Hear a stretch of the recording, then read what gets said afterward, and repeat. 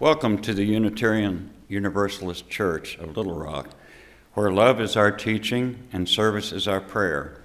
I am Chris Thompson, a member of the choir and of the Greasy Greens. Y'all remember them, don't you? If you're a newcomer, we're glad that you have chosen to join us. While you're here, we hope you'll stop by our guest table and sign a guest card and pick up some information about our church. Please note the insert in your order of service that lists upcoming events and other activities. I now invite Margot Cameron to come forward to light the chalice and lead us in our affirmation of covenant, which is in your order of service.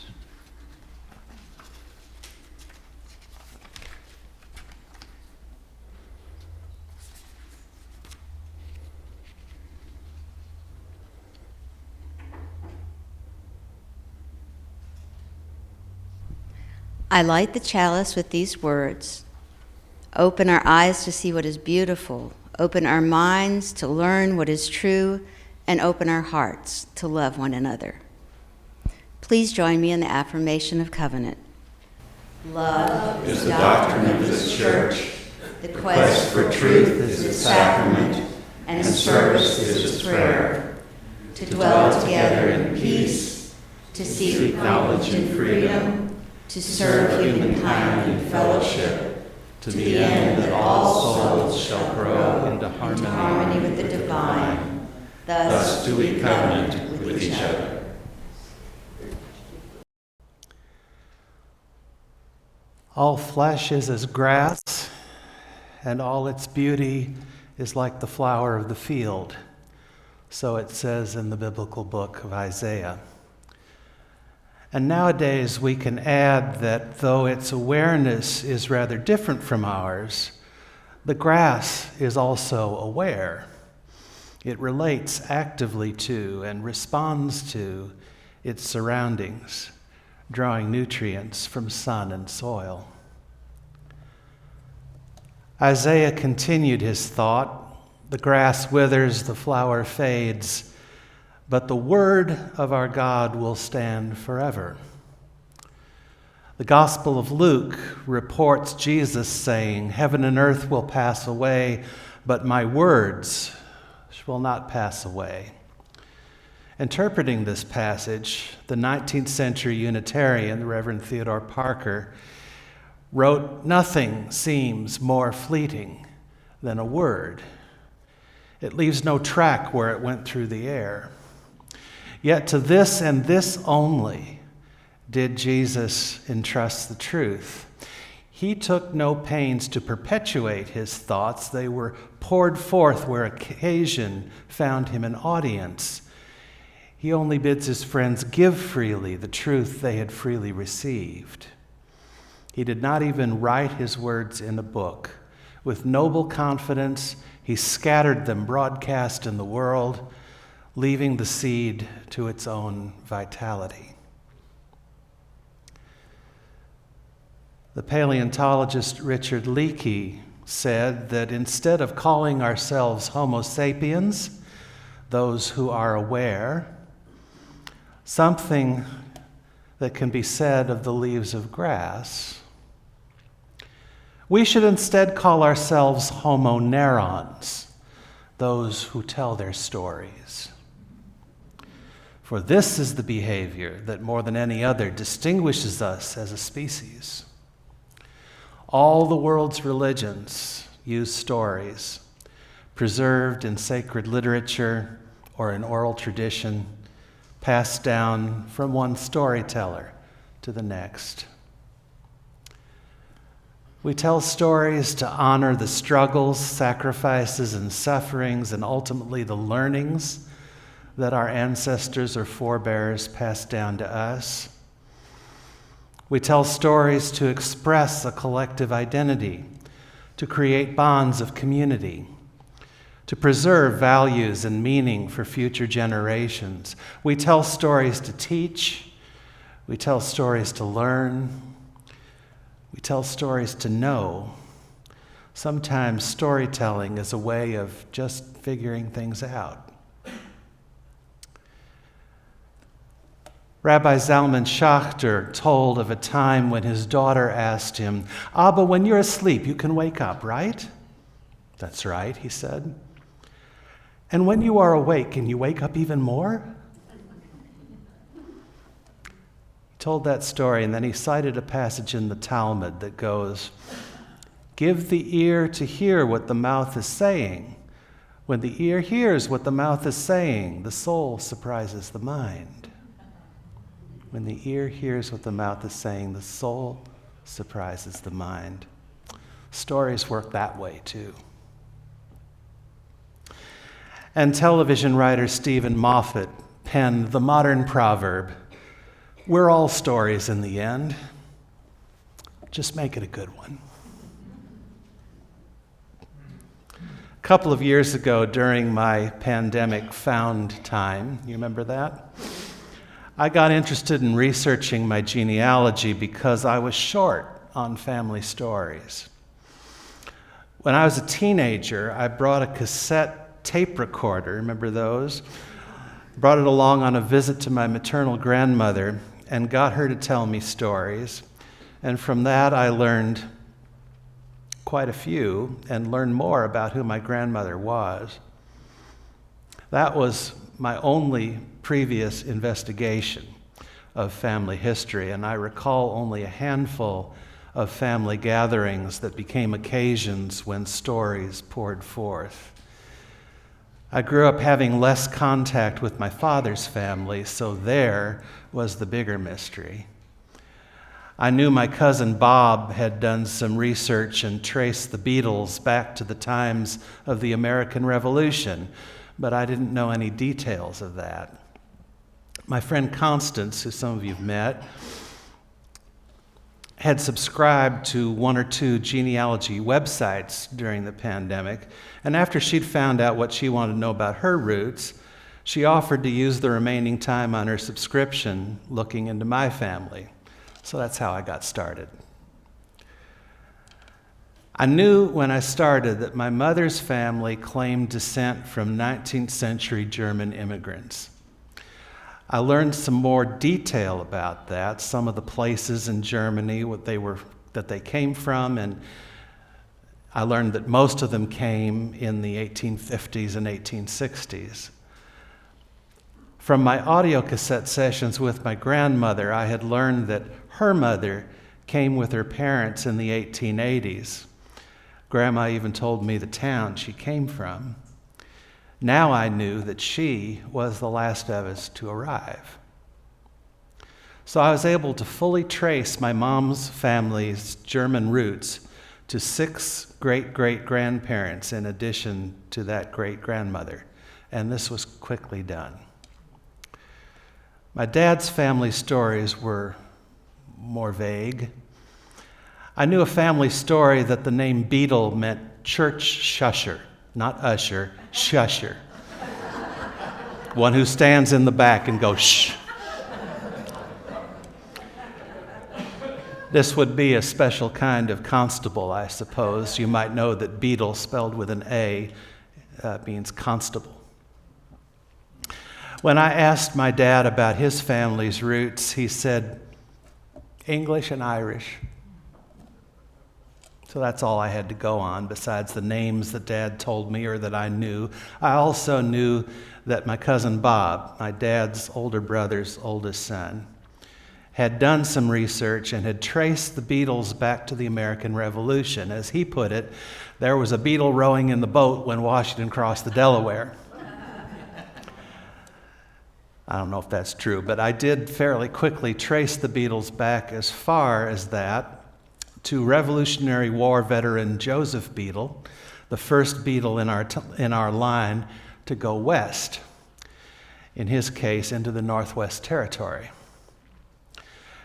And I traced his Beetle forefathers back to English immigrants to Long Island in the 1640s. Now that part went quickly because I was narrowly following the line from father to father. Patriarchy has shaped our official record keeping to make information about fathers and sons abundant. Besides male lineage, you can men to many more tax and property and military records than you can women. For example, I know of one Union soldier on each side of my family, both in Iowa units, in addition to that Revolutionary War veteran I mentioned.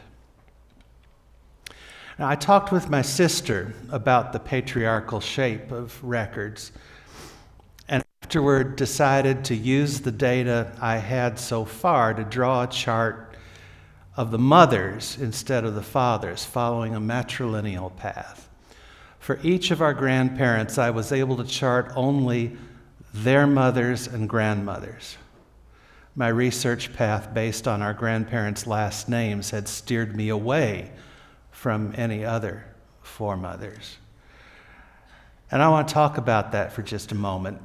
To save a couple thousand words, I gave you a couple of pictures in your order of service. Let's take a look at picture 1. I don't know if everybody got one, if you can share with a neighbor if you don't have one. But this chart, picture 1, summarizes this research I've just been talking about. In each branching, I've put the father on the left and the mother on the right, because, of course, mom's always right. You can see on the right where I've traced my mother's family back to where they immigrated from Germany, that I have the full set of last names going back 4 generations before me to my great-great-grandparents. On the left, where I focused on tracing the Beedle and Benge names, my dad's mother's surname was Benge. I have only a fraction of the other names identified. My dad's paternal grandmother was Rachel Murphy. That possibly supports his claim of Irish roots, but I haven't verified that. And the 2 yellow circles are the Union soldiers I found, great-great-grandpa Theodore Isaac Rudolph Grosinger and great-great-great-grandpa Alfred Benge. Now I need to tell you about Alfred Benge and that jog in the Benge line that you see in the chart. My dad's maternal grandfather, Perry Benge, when he was about 6 years old, was adopted by Alfred Benge, who was his maternal grandfather. I have no information about his biological father, so in that case, I have to follow the maternal line for 1 generation to trace. I also do not know the story of why Alfred adopted Perry. That jog represents the adoption. Perry's mother was Alfred's daughter. This raises the question, how would one chart the biological and adoptive families together? For medical reasons, Perry Benge might have wanted a chart of his biological inheritance, and half of that's missing here. But his adoptive family was the family he knew, and the family who gave him his family stories and shaped his heart and soul. That's at least as important. If Alfred hadn't already been related to him, it would have been impossible to put both families in one chart. Now, let's look more closely at the format of this chart shown in picture 2. Where's my sister in this chart? Where are my aunts and uncles and cousins? Nowhere. It only charts biological inheritance. To include siblings, we'd need a horizontal line below each V in the chart, and then we'd need to make a new V for each of those siblings who got married, and above each spouse, we'd need another chart just like this one to show their inheritance. And in all of that, we still haven't figured out how to add in adoptions. So I have to ask, why in heaven's name do we call it a family tree? Shift your eyes. Look at this as an aerial photograph. The top of the picture is in the far distance. The bottom is closer up. And now imagine a vast underground tangle of rhizomes that takes account of all those sisters and cousins and aunts and all the rest. That's more like the reality, I think. All of us are linked in a vast, complicated network of hidden connections, some of the body and some of the spirit, all of which shape who we are and how we grow. I was short on stories when I started. Now I have the story of the grass, of elaborate interconnections. Almost every name on my mother's side was one I had heard some family member mention at some time. Research just brought them back to mind. Because I had spent time with those relatives, ate their cooking, and listened to the conversations when they mentioned those names, I learned a little about what it meant to have German roots. We visited each other's homes, held family reunions for a few years at a rented hall, gathered for funerals, and many times those names on the chart had come up. Most of the names I knew from my father's side didn't show up on the chart. They were my cousins and uncles and aunts. They were the folks who gathered. I don't remember hearing as many names from past generations among them or eating ethnic foods. I remember the times I spent with my father's family being focused on the here and now. Visits to each other's homes, gathering to celebrate a granduncle's 99th birthday in a rented hall. Every now and again, my cousin Bob came to my mother's funeral. It was a long trip for him, but he came. And we attended then to the here and now. Generations are as grass, and all their beauty is like the flower of the field. The grass withers, the flower fades, but the story survives. Heaven and earth pass away, but our stories stay with us. For we are those who tell their stories. We tell stories to honor the struggles, sacrifices, sufferings, the wisdom of our forebears. Through them we express collective identity, bonds of community, values, meaning. We teach, learn, and figure things out with stories. And however woke we are with stories, we can wake up even more. You'll notice in your order of service that my sermon next week is titled, "What Story Are You In?" I invite you to think about that question this week. What story or stories are you in? Your life is one story, and you are part of many others, your families, and very likely those of many communities and organizations. We're all stories at the end, you know. If you want to make yours a good one, surround yourself with good stories and true ones, here and now. Share them, live them. Tell yours. So may it be. Amen.